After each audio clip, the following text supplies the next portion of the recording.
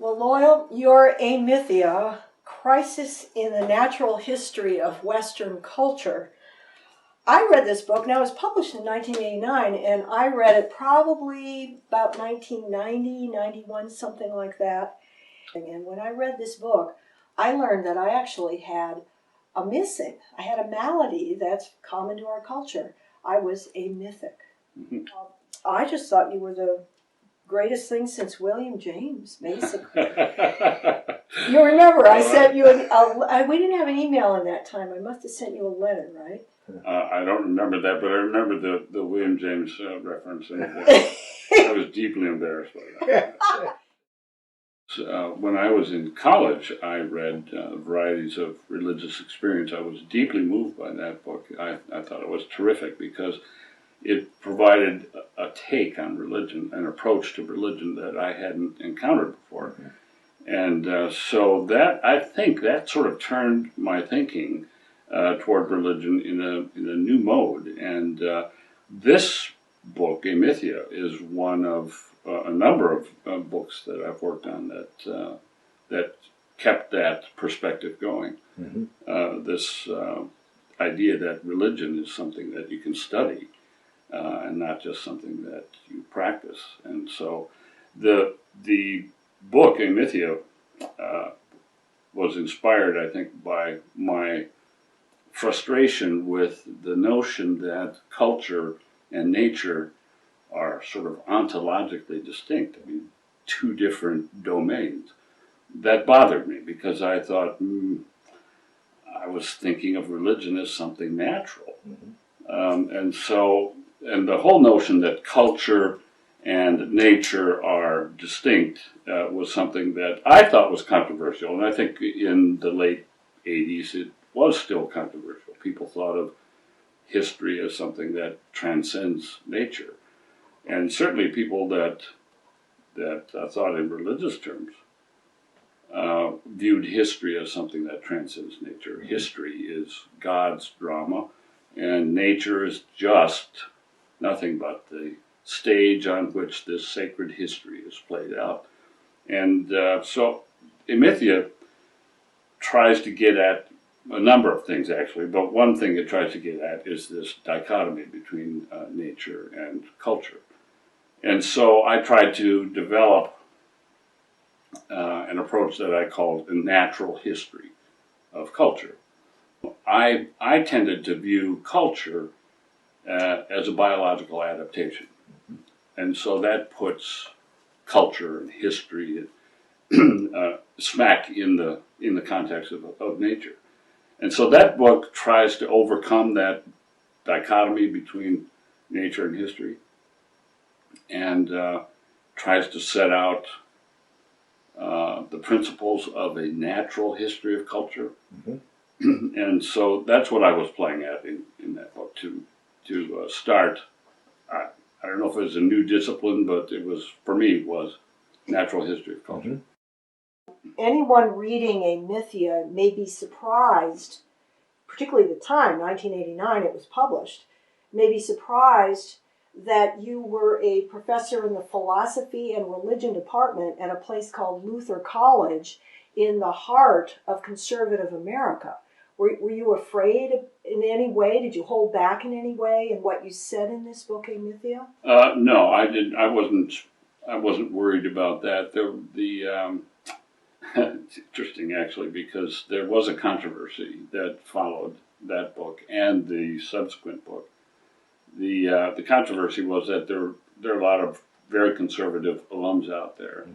And some of them came after me, and they approached the president and said, if this guy doesn't go, then you don't get any more money from us, that sort of thing. In fact, there was in Cedar Falls, where you guys were recently, there's a big church, a big Lutheran church down there, and the pastor, who was well known, he had a radio program and he was a public figure.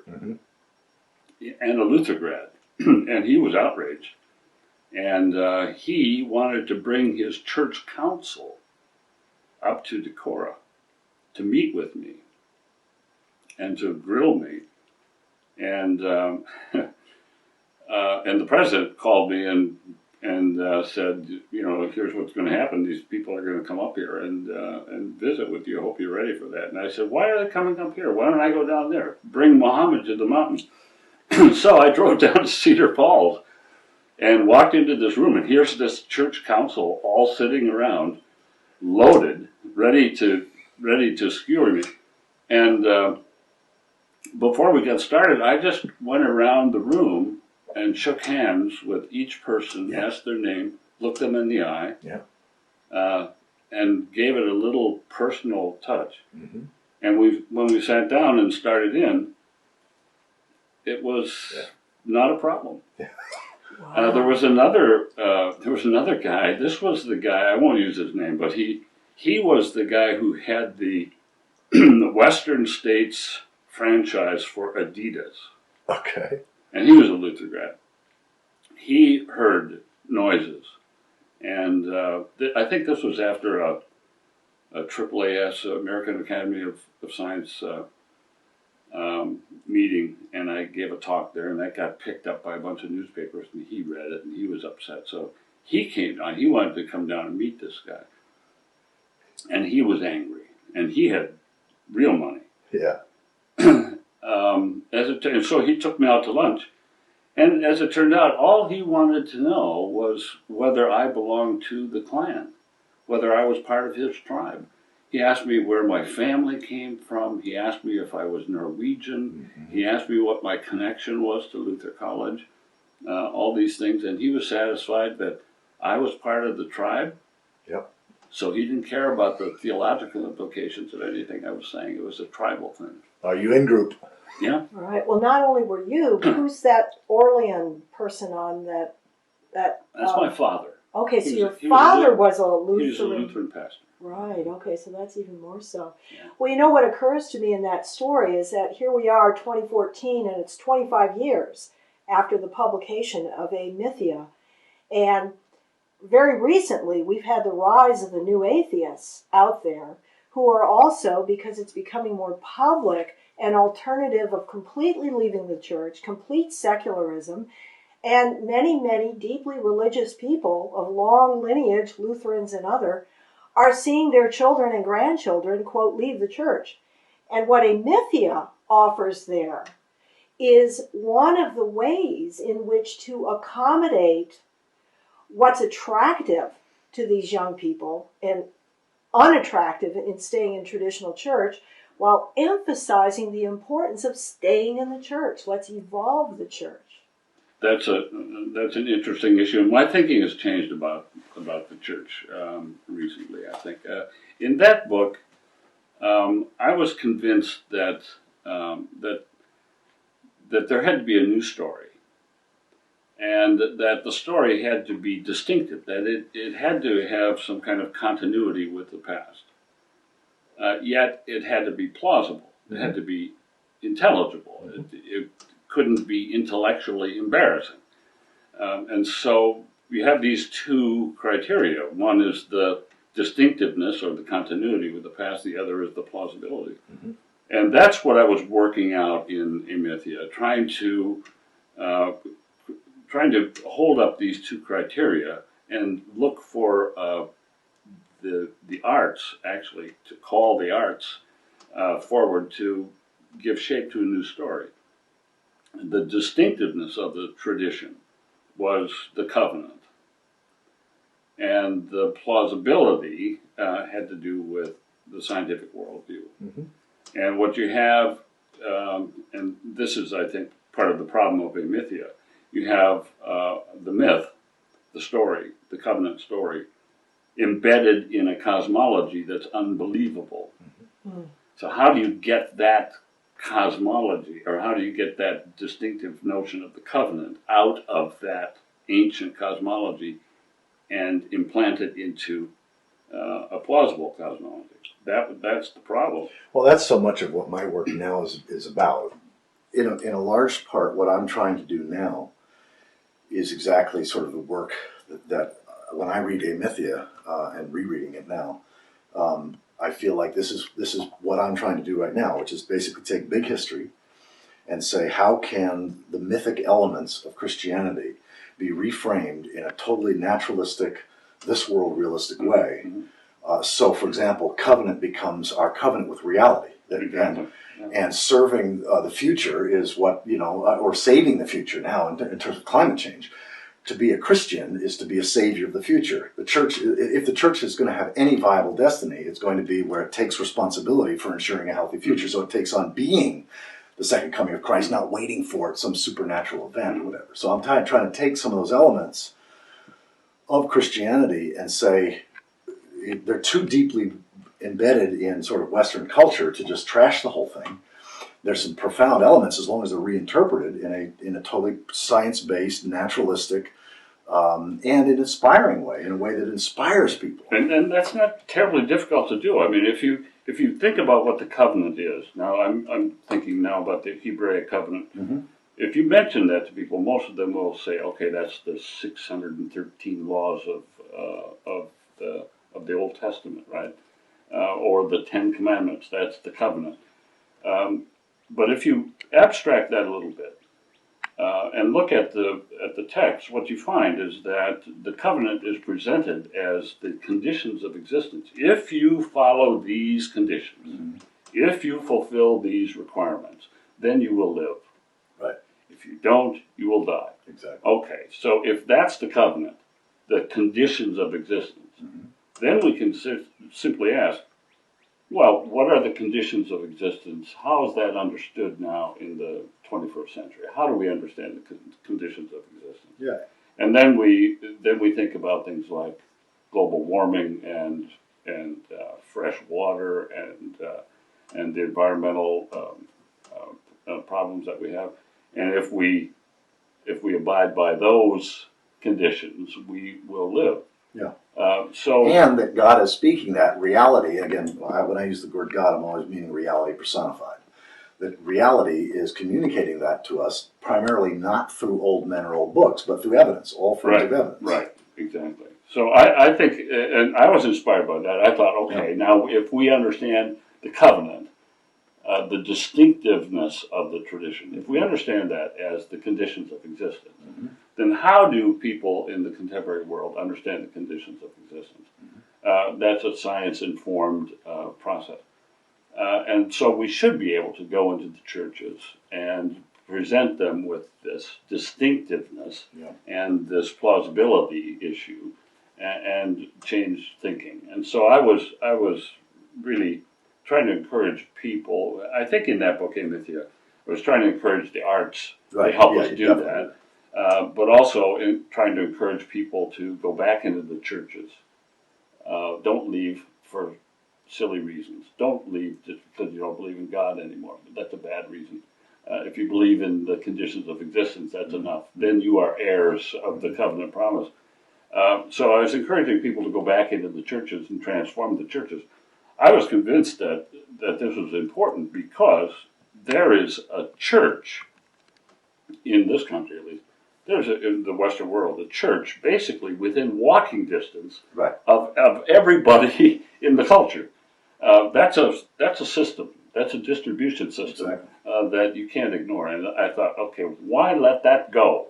Why let that go into the hands of the people that are science deniers and reactionaries and so on? Why not bring sophisticated people back into the church and help with this transposition of the covenant from an old cosmology to a new cosmology? I have since changed my thinking about that, and I admire the work that you guys are doing, going into the churches, doing exactly that. But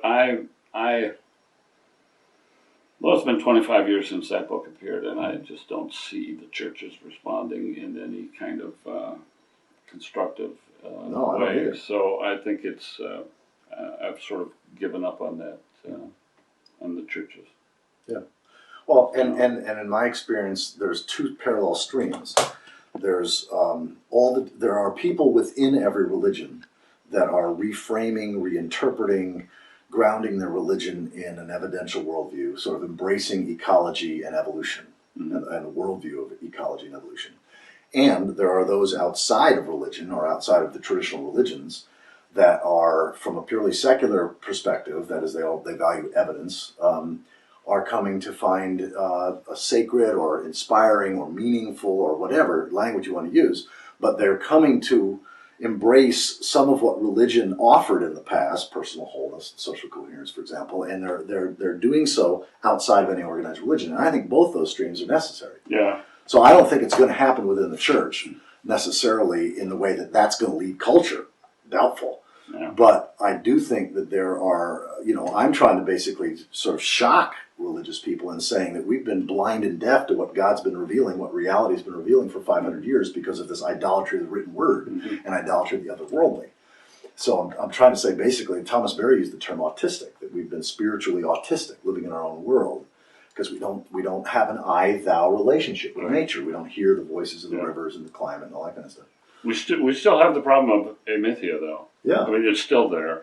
That is, a culture, in order to be a coherent, functional culture, needs to have a story that people sign on to. Correct.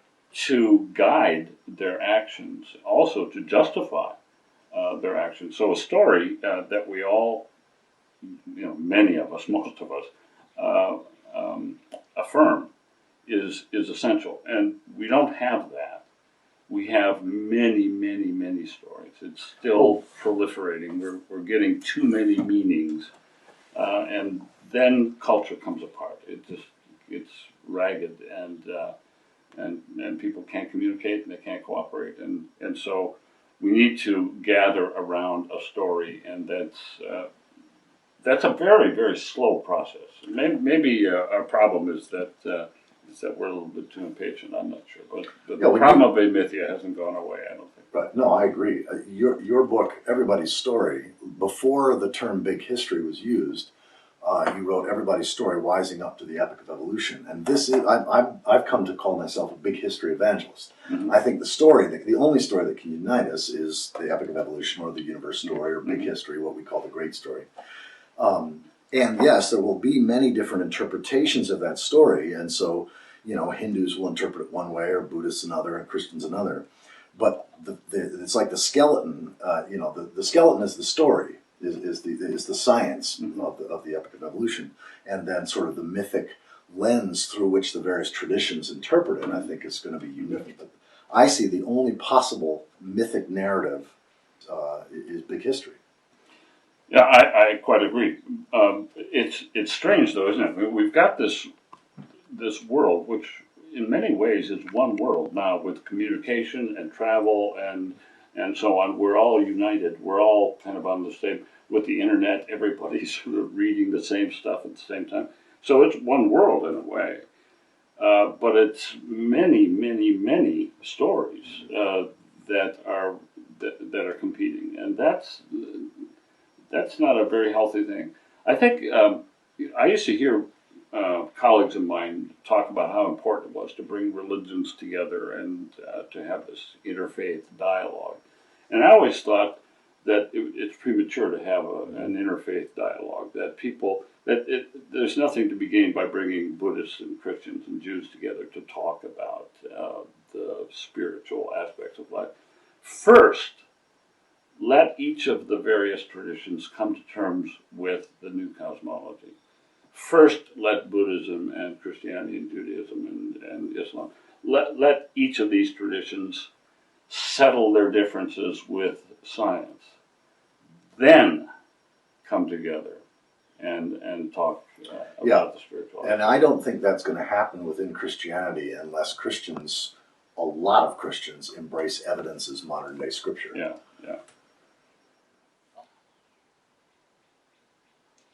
So, Loyal, one of the things that I'm sensing now, I know when I first read the book, I thought it was only non-theists, non-believers, religious naturalists like me, who were amythic. And traveling around the country, going into churches, my own Unitarian Universalism, very liberal, but also Michael in some of the liberal arms of whatever tradition there is in Christianity, I'm getting a sense now that most of the people sitting in the pews are amythic. They don't believe that story any more than I do. And so, is it your view that even the people still going to church are amythic, not just people like me and their kids that don't go to church? Yeah, of course, my question is, why are they there if they don't believe this? They're there perhaps out of habit, perhaps Community, a sense of community. a sense of community. That's where their friends are. They think it's important for their kids to go to church, that sort of thing. For moral values. Yeah, they and perhaps they're getting something, but they aren't getting the message that's based in a believable cosmology. And so, in a way, amythic, perhaps even schizophrenic. They bring they sort of check their cosmology at the door and go in and listen to the stories, and perhaps they can get something from it, not as much as they could perhaps. But. Right. And it also seems to me that even the most religiously conservative evangelical forms of Christianity in America, part of the reason that they stay to it so much probably goes with the whole idea that Thomas Kuhn had with the paradigm shifts, in terms of when you start to realize there's some cracks in your worldview, you have to hold on to it tight, because we can't survive amythic without a worldview. And unless they've got one ready to go that can give them as much sense of salvation, sense of possibility, certainly being able to maintain a church community, they're not going to go there. I think what I hear Connie saying is that if people think that by letting go of their worldview, their religion, their what gave their life meaning and gave them consistent access to these feeling states, and they're not provided if they think that they're going to have to then live without that sense of trust. It's just meaningless universe. They're not going to do it. They're going to resist that emotionally. Right. I'm amazed at how long it takes for people to change their worldviews. It seems in my own life it happened fairly rapidly. The more I learned about the natural world and how things work, and the more I studied science, the more I got the impression that nature is amazing, that there is a kind of spiritual aspect to nature. And the supernatural was so remote, and the natural world was so immediate and so interesting and so complex and so creative that I thought, well, it's got it all. And so I don't know. I was sort of bothered in my own story. I mean, I was bothered by the burdens that religion put on me, and like every little kid is, I suppose. And it just didn't. The music got me. But that's all. I didn't make a complete break with my past. I didn't sort of slough off my entire tradition. I just changed the way I processed those things. And so in the last chapter of that book, there are little sections on creation and salvation and grace and all these sort of Lutheran themes that were there throughout my childhood. Those themes themselves are still functional, but in a naturalistic context. And so when I, as a child, I used to think of salvation as my soul going away to heaven for eternity. The whole notion of salvation is still there, but now I see it in terms of saving or preserving natural systems and social systems. That's exactly the salvation. Grace, the great Lutheran theme, is still there, but I don't think of it in terms of God's gift. I think of it in terms of nature's gift, that I did not create myself. I did not create the world that sustains me. I accept that as a gift that I did not earn. That's grace. Right. But it's grace in a naturalistic setting. One of the symptoms or one of the consequences of amythia is that we no longer have an I-thou relationship. We don't have a personal relationship to reality. We don't have a personal relationship to nature. We basically treat nature as an it to be exploited by us rather than a thou to to be related to. So I'm trying to use that personal metaphor and saying that if you claim to have a personal relationship to God and you think of God as outside the universe, but you don't have a respectful, honorable relationship to time, nature, and mystery, which I see as the three sort of faces of reality, that these are real whether we believe in them or not, then you don't have a personal relationship to God. So I'm trying to reframe what it even means to have a personal God or God as person, and to say that basically nature, reality, time, if we continue to relate to reality as merely an it, we will cause our own extinction. So I'm trying to value the personal metaphor, but basically saying we need to have a personal relationship to what's inescapably real, and that is to be a right relationship to God. Yeah. Well, the metaphor God as person, the way I view this is that every story, and of course we need a story in order to guide our behavior and justify our actions and so on. And the essence of a story is to give us an artful integration of cosmology and morality, and to bring those things together in one coherent piece. And metaphors do that. The metaphor of God as person does that. It brings cosmology together with morality. How does it do that? Well, here you have one God, one being, who is the creator of the universe, and that same being is the creator of the moral order. So that God is the ultimate explanation for reality, and also the ultimate justification for moral behavior. So explanation and justification are united in this one metaphor, God as person.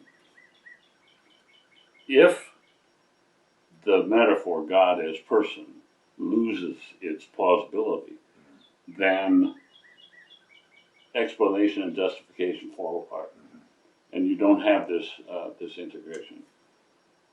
That, I think, is a major part of our worries. Is how to bring morality and cosmology together. What metaphor will do it? God as person won't do it. God as turtle won't do it. God as computer won't do it.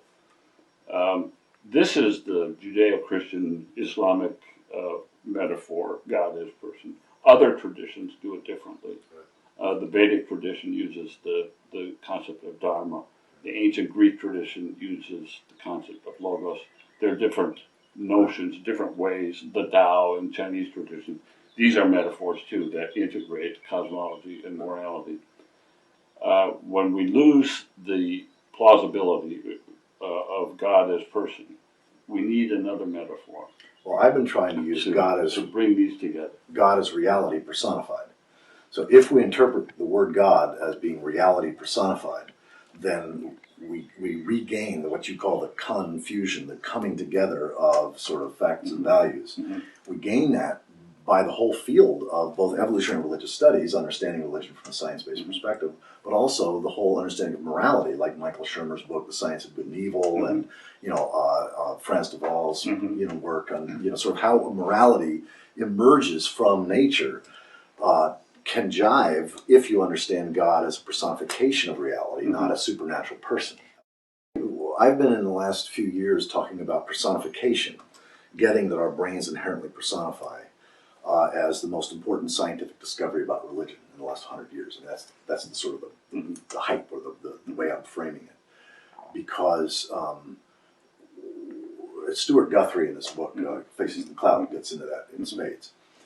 Connie and I do it in a real personal way. So we play with it, but it's still just as emotionally nourishing and meaningful to us as any personification unconscious has ever been. For example, we personify Nora, is our personified name for North America. So we don't call this continent North America, we call this continent Nora. So we've got this intimate personal relationship with Nora, even though we often in our language speak of Nora like she's got a consciousness, but we obviously know that that's not the case. But nonetheless, we get the emotional bennies as if we did. Right, as Nora is so thrilled we're spending some time in Iowa, which we'd ignored Iowa. And we're discovering how beautiful the countryside is here. And so Nora is just so thrilled that we're experiencing this part of her. Right. But we've done the same thing with our relationship. There's Connie, there's Michael, and then there's Jasmine. So Jasmine is the mythic personification that we've given for us, or for we. So, yeah. Angel is the personification of our van. Yeah. You know? Okay, this is interesting because some people just can't do that. Some people, I mean, I think you probably have this deep sense of irony, knowing that there's no way really to talk about these things without metaphors. So let's create metaphors all over the place and use them, and we get the emotional goodies from them. Some people don't get the emotional goodies unless they're convinced that the metaphor is something real, that is something beyond, something that's there beyond their own consciousness, beyond their own mind. Something uncreated by themselves. I don't believe that's true. I've encountered about a dozen people who at first were like this, but then they actually, when I convinced them to actually try it, to actually make up a metaphor for their relationship with their wife or whatever, however they do it.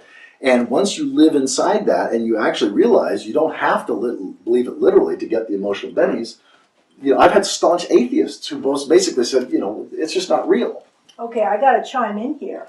If you know enough about our evolved brain, you know there are aspects of our brain that are deeper than thought. And so for what we've done for the sun, which we call great soul, we sing great soul. We did it this morning. We did it last night. We sing when the sun rises. High, great soul. We love you so. We sang to great soul sitting there in the west yesterday. So I directly access my singing emotional side in order so that it doesn't just become an intellectual principle, but now it's a big part of our lives. I know there's something going on there in the brain, some sort of suspension of disbelief, right? You suspend it's like a joke. You accept the bit. Right? And no, you get the joke. It's more than that. Neither one of us are postmodernists in any way. It's not suspension of something.